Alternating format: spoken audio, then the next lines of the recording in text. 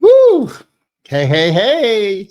Goodness to you. It's Sporty King. And you know, I always say goodness because I don't know whether you're watching morning, afternoon, or evening. But then I like to add to that, isn't it great to have good in front of your salutation? Look, I'm on 2 minutes early, so we've still got less than about a minute and a half before today's message. So you still got time to go get your last drink, last go to the bathroom, whatever, close out your last message. But I still keep those presentation tips through the new year. And that is when you're going live, come on early and give people a chance to settle in, give technology a chance to do what they call build the audience. And I've got this is my new broadcast season for you anyway. So this is my, even though my Glue Wednesday, because this is replacing Glue Wednesday. Normally, Glue Wednesday is my more interactive day. I'm going to see how I do that with Truth Thursday.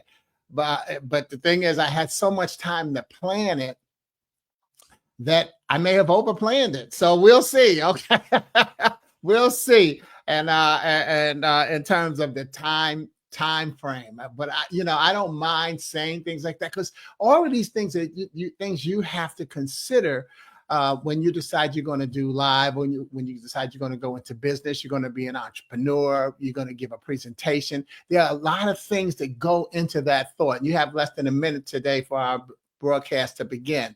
So, anytime you see somebody and you say, oh man, they're a natural, they make it look so easy.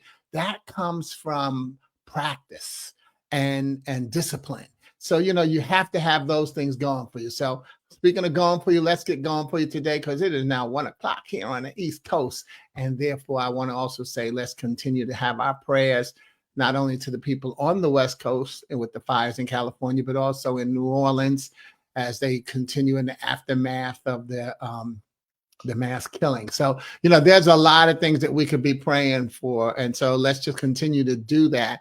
But that's also a part of what today's session is about. Okay. So welcome to Truth Thursday. Now, bam, Truth Thursday. Okay. As I've had to close out, as I mentioned, I had to close out Glue Wednesday because I've decided to shift and I started my new year continuing my commitment to better health. And I started a water aerobics class that actually meets on Wednesday afternoons. So rather than, rush my water aerobics class and my health to get the Glue Wednesday in, I decided to switch it over to Thursday. Okay. And then I decided to move to this new creation and recognize that I call it Truth Thursday. And we're going to look at TRUTH and recognize that tests are rarely understood until testimonies heal. That's what truth is. Tests are rarely understood until testimonies heal. And honestly, already I realized I forgot to add my that's in my book, Affirmations. That's one of my affirmations where I make the word come to life. So just a lot of stuff can go into one thing. But we want to start by looking at why I created this this title in this session. First, I decided to go with the fact that, actually, I got to tell you this. I thought about calling it Glue Wednesday on Thursday, and then I said, well, maybe I'll call it Trust Thursday. And then I said, well, maybe I'll call it Truth Thursday. And I decided to go with Truth Thursday. So I want to let you know a little bit about that creative process. You see, truth actually needs half the letters from the word Thursday. TH, U, and R are the only letters in the word truth. So that's why I decided to go with Truth Thursday, because it needs half the letters from the word Thursday. Second, we've all heard the saying that the truth shall set you free. Well, I think that what we need to recognize, as we easily say that cliche, hey, the truth shall set you free. But you know what? Freedom is a tough choice. Freedom is a tough choice because freedom is actually a result. Freedom is a result of what happened. So, so the truth shall set you free, but freedom is a result. So getting into what truth stands for, let's start out by embracing that first word, which is test. Test. Okay. because that's the root of testimony. You can't have the freedom, the forecast, and the fullness of a testimony without the test. Thus, my guiding scripture today will be Jeremiah 29:11. For I know the plans I have for you, declares the Lord, plans to prosper you and not to harm you, plans to give you hope and a future. And that will connect us to today's message, what I call Plan C. And the message is kind of about why I don't believe in and do New Year's resolutions. One of my biggest reasons is because I can be pretty literal about language sometimes, as you know. And every year I hear people say, oh man, this is going to be my year. I can feel it. And that's why, jokingly, I posted a meme last week that said, this is going to be my day. I can feel it. And then my added commentary to that was, I'm on my 70th new year. And many of them had days that I questioned. What's going on with this day, right? But God answered each time with, yeah. And sometimes I heard him. And I've learned to trust his track record as he turns it into mine. You see, I believe that God celebrates our days of getting his plan with a healthy cheer, hearty cheer of, yeah, like we do at the game. Yeah. Okay. Still, I haven't always heard for 2, 3, 4, 10 days in a row. Sometimes you don't hear God celebrating you. Yet I add my year when I look back and see what I didn't hear. See, so God's track record of my growth becomes mine as he tries to transfer it to me as I start to see and hear him say, yeah, there you go. Now you got what I'm trying to get you. But that's why test is the root of testimony, because we have to go through the test. And sometimes when we're going through the test, we don't hear or we don't see God in this test. So let me know where you're looking in from, by the way. Thank you for the love. And I still like to give my shout outs. Okay. So today, what I've chosen to do is share one of my tests that I experienced last year, sprinkled with some things around it that makes it not 2020, this is my year. 2020, I didn't, remember at January 1st last year, you said this is going to be my year. Well, here, January 2025, I say that 2024 was one of my years. It wasn't my year. It was one of my years.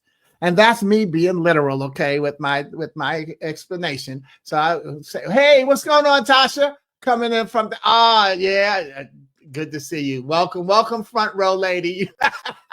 Good to see you, and I hope everything is going well with you, okay? So anyway, that's why I say 22, I want to show you one testimony. I'm going to use one testimony that went throughout my year and sprinkle some stuff around it so that you can understand where I might be coming from. Okay. And I'll start with September. Now in September, I got towed from Greenville after driving from Charlotte to Charleston to Greenville. Now I had driven to Charleston first to visit cousins whose wife and mother was suffering from cancer. My cousin and his daughter, the wife and the mother of my cousins, was suffering from cancer. So I drove down to Charleston. That was a 3-hour drive. And then I drove, after visiting them for about an hour, I drove 2.5 hours to Greenville, South Carolina for a speaking engagement. When the engagement was over, I began the drive back to Charlotte, only to have my engine start smoking about 15 to 20 minutes into the drive. Well, where I was, I said, okay, I need to pull over. But that first exit that I saw, it looked like Jason from Friday the 13th was going to be there. It looked like Never Neverland. I said, no, I can't pull over at this exit where I'm going to be stranded. Let me make it to the next exit, which I didn't know that the next exit had a gas station and everything, because I used to stop there for gas. And sure enough, I made it to that next exit with the car smoking. And then I ended up sitting there waiting for a tow. I called my insurance company, and see, because by now it's 4 o'clock in the afternoon, and I'm sure that, and on a Saturday, so I'm sure a lot of tow companies didn't want to have to tow somebody from Greenville, South Carolina to Charlotte, North Carolina, because that was just over an hour, about 58 minutes to an hour and 15 minutes of a tow. So you can imagine they probably wouldn't be able to get a return tow. They can't. Probably thought about how many they would miss in between. You gotta filter all of that stuff in, right? Well, anyway, what I did was, where am I? Okay, so meanwhile, I waited. I called the guy who I knew in Charlotte who had a tow company, and he drove down to Greenville and picked me up and towed me back to Charlotte. He dropped me at Meineke at my mechanic and then drove me home. Then the next 2 days later, so I called Meineke, let them know that was why my car was there, and they checked it out for me. And then a couple of days later, they told me that, look, Sporty, this car is starting to nickel and dime you. It's time to let it go. And here I want to stop and laugh with a shout out to my friend Trudy Shea, who responded to a meme that I posted last week. Because see, I said my mechanic told me to let the car go. And so last week I posted a meme that said, settle things in one of two ways: surrender or accomplish. Most of the time, aim for that second option. And here's where I smile and high five Trudy as I share her comment, because what she said was, maybe sometimes surrender is the accomplishment. Sometimes surrender is the accomplishment. I was like, wow, thanks, Trudy. So that's why I say high five for that. Some tests lead to testimonies based on having stepped back and surrendered. So I thank God that my meme did say most of the time, aim for the second one. And again, I can go back and hear him saying, yeah. Meanwhile, I have to also go all the way back to January 2024 to fully show and let you see what September and 2024 meant to me. So I'm going to go fast, but let's go back to January. First of all, my car overheated on the way to Atlanta. My brother Mike had come down from New York, and we drove to Atlanta for New Year's. The car overheated some hours before we made it to Atlanta. We stopped, bought some coolant, refilled the radiator, and as I said, we made it to Atlanta. While in Atlanta, I drove around, we hung out, and then we drove back to Charlotte. In February, I found out I had a speaking engagement in Lancaster, Pennsylvania. So I called my Pennsylvania sister, Nina, and scheduled my trip for my speaking engagement so that I could include spending some time with her. So the engagement was on Saturday. I flew in on Tuesday and hung out with her through Sunday. The day after I got back home, I was in a near accident when a car cut in front of me on the street. I was able to yank the wheel and hit up onto the sidewalk, which ended up giving me a flat on my right passenger side. As I got out to inspect the damage, I slammed my thumb in the door because I was just one aisle, I still had half the car in traffic. So I was holding the door so I could close it slowly, and I slammed my thumb in the car. So now I couldn't hold the jack or change the tire. So I rumbled on to a 7-Eleven parking lot, and I called and met Shannon, who was an entrepreneur who owns Outlaw Towing. And yep, he'll be the one who drove down and towed me from Greenville to Charlotte in September. See how it's already coming together? Okay. Then in March, as I was driving to Raleigh to connect with my niece, Sierra, about 15 minutes into my drive, I heard a rumble under my car. I pulled over. Well, but before I pulled over, it seemed to get louder whenever I sped up. So I pull over, got out, and looked under and saw that the black under thing, I don't do cars, so it was an under thing, had detached from the car. So I turned back. I called Sierra and I canceled, and I turned back, and then I drove it slowly so I didn't hear that wind. Because as I was thinking about it, since this black thing had dropped from underneath my car, as the wind was blowing that, I was worried that if I went fast, it would blow and pull it off, and then that car might flip over. I didn't know, but that was what came to my mind. Okay. But I decided to drive it slowly. And then I took it to Meineke, my mechanic, a couple of days later because they didn't have a space for me right away. And they told me, hey, you don't need this black thing under the car. It's protecting the underneath, blah, blah, blah. And so they just took it off for me. That's March. In May, one of my great nieces, Manu, graduated from college, but her graduation conflicted with my engagement in South Carolina. So I watched it and I recorded it on YouTube. But later that month, I had another engagement in South Carolina. And on the drive down, my battery died. I ended up getting it recharged at an AutoZone and then buying a charger to make the rest of the trip for the weekend. I recharged the car overnight on Saturday night, and then on Sunday, I made it back to Charlotte the following evening. Yet, during that engagement, during that engagement, I included the video that I recorded of Manu's graduation, of her crossing the stage. I included that in my presentation. And I welcomed the audience to join in with applause for her for graduating from college. I recorded that with my phone, and then I sent her the video of her being celebrated by the South Carolina Army National Guard. Now, what uncle gets to say that they did that? Right. Okay. So let's keep moving on. In August, I took the car in because it continued to overheat. Well, it turned out that it was a cracked transmission. Yet the repair was free because it was under warranty. Are you seeing how I'm adding now the testimonies in those tests? Okay. Yeah, that's awesome. Right. Are you seeing how I'm starting to add the testimonies in these tests? The tests do not become fully understood until we recognize that the testimony is where the healing comes from. Okay. So back to September. After surrendering, I began my search for a new car and had my budget number in my head. At the dealership that I went to, as he kept trying to get me to increase my budget, I sat there and realized, you know what? I really don't need a car. I'm just used to having one. I visualized my calendar and my upcoming schedule, and the only time I needed to drive would be in a month in October when I'll be going back to South Carolina.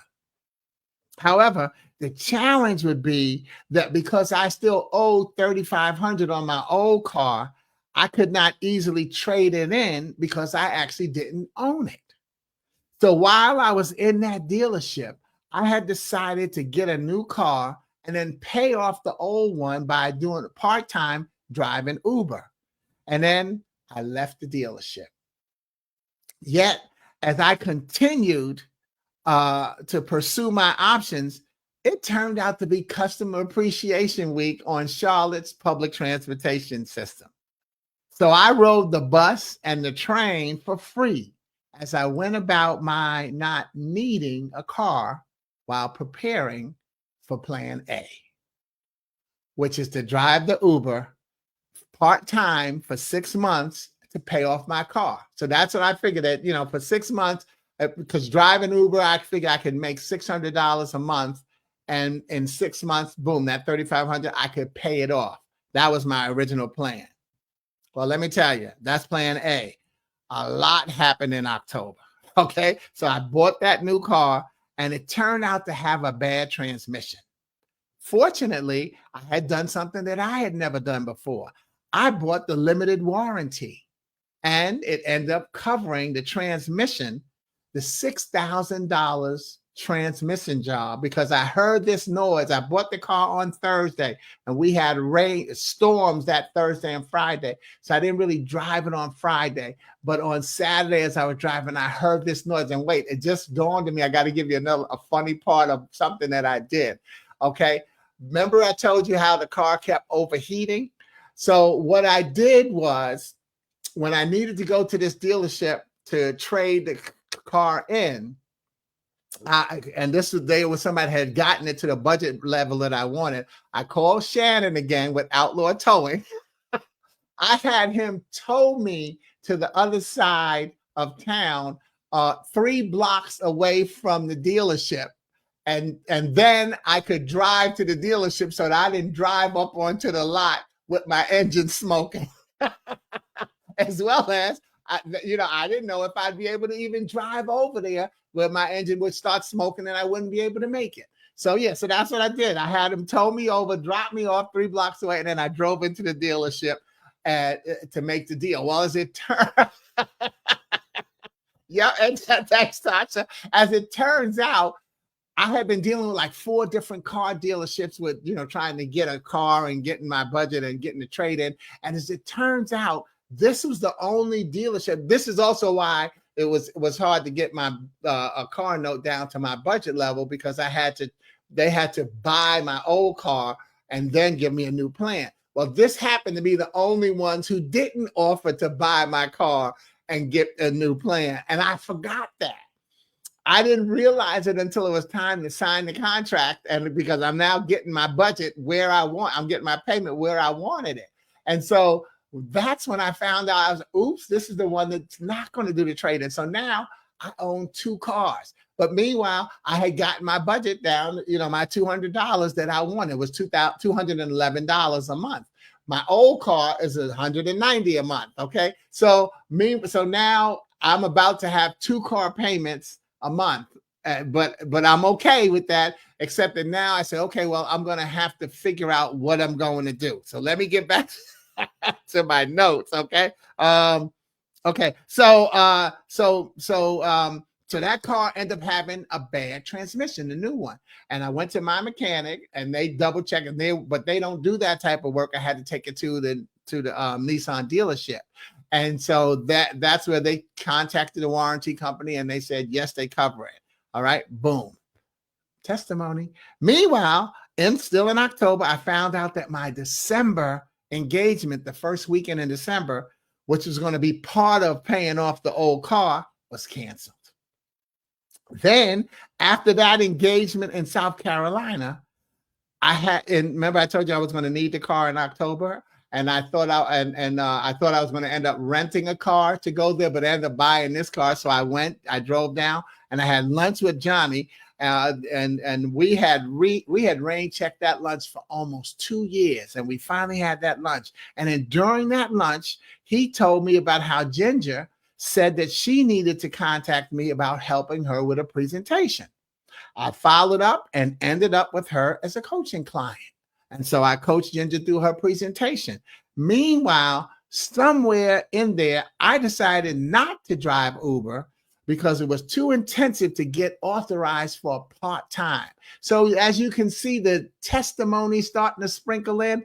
Johnny and I had been rain checking that lunch for 2 years. And while we were doing it, we ended up talking, and we talked about another soldier, Ginger, and she had just mentioned to Johnny, yeah, I need to call Sporty, but she hadn't done it. So I called her. Boom. I had myself a coaching contract, and therefore I was starting to get my money back together, right? But for Uber, and I'm not knocking Uber, by the way, I'm giving them credit. Their authorization process, their reference checking and stuff, it's complicated. I wouldn't be able to do that for part-time. It was too much work for me. Okay. You had to get the insurance. You had to get your car cleaned. You had to get the reverse camera. It's a lot of stuff. I said, you know what? I'm not going through all of that to just be able to do something. Okay. And thank you, Tasha. Bam. Look at God. See, okay. You're getting into where I'm going with this whole message. Okay. Look at God. So yeah, I decided, plan A was not good. I'm not going to drive Uber. So I went to plan B. And plan B was that my friend Tony told me that she could get me interviewed to be a part-time neighborhood compliance inspector, where I would drive around and help homeowners associations keep their property values up by, letting people know what they need to do, making, violating them or whatever, so that they could keep the property value up. So all of this is still going on in October, right? So I'm on plan B. Meanwhile, now I'm on plan B. So November, well, the engagement that was scheduled for Washington, D.C., the D.C. area in November, they switched from being in D.C. to being virtual.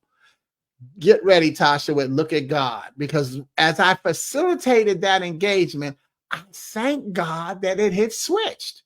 See, if that engagement had not switched from being in person to being virtual, I would have been strapped to absorb the expenses and then wait to get reimbursed, because I would have had to get to the airport, pay for parking, pay for my hotel. They take care of it. They take care of the flight, but you pay for your own hotel and then you get reimbursed. Pay for my meals, come back, okay, and then drive home. So there's some expenses incurred that I would have had to wait to get it reimbursed. But once it was virtual, no expenses, just doing the engagement, okay, and getting my fee. Look at God. Got to repeat that from Tasha. Thank you, Tasha in Dallas. Okay. So, but what I did is I started rebudgeting my life, including cutting off the expense of even having a website. Because you pay monthly with a website to promote your business. And I never really got any business from my website. It was a good place to send people for a reference check to check it out, but that's, that was an expense that I could cut. And that's what I started doing. I started looking at everything that I can cut. One thing I always say when people talk about, I want to get in the speaking business, I want to be an entrepreneur. I explain to them, I don't have a wife or a family or children. So see, it's not easy being an entrepreneur and with the money that the things that you have to go through. So there are times where I didn't eat, or I ate very little. And that's, I'm saying past time, and it's still some present day. But when I suffered, I didn't make anybody else suffer. So if you're thinking about being an entrepreneur, think about whose mouths you will and will not feed. That will play into your decision. Some people end up getting out of the entrepreneurial dream because they have to starve their family and they can't make it. I was able to stay in and yes, starve, but I'm like, hey, this is my passion. This is what I'm going to do. So all of that becomes a day. So that would be a yes, indeed, even though Tasha put that up a little earlier. But look at God and yes, indeed. See, you have to recognize what you're going to be doing and then look at God's track record of everything he's been doing to get you there.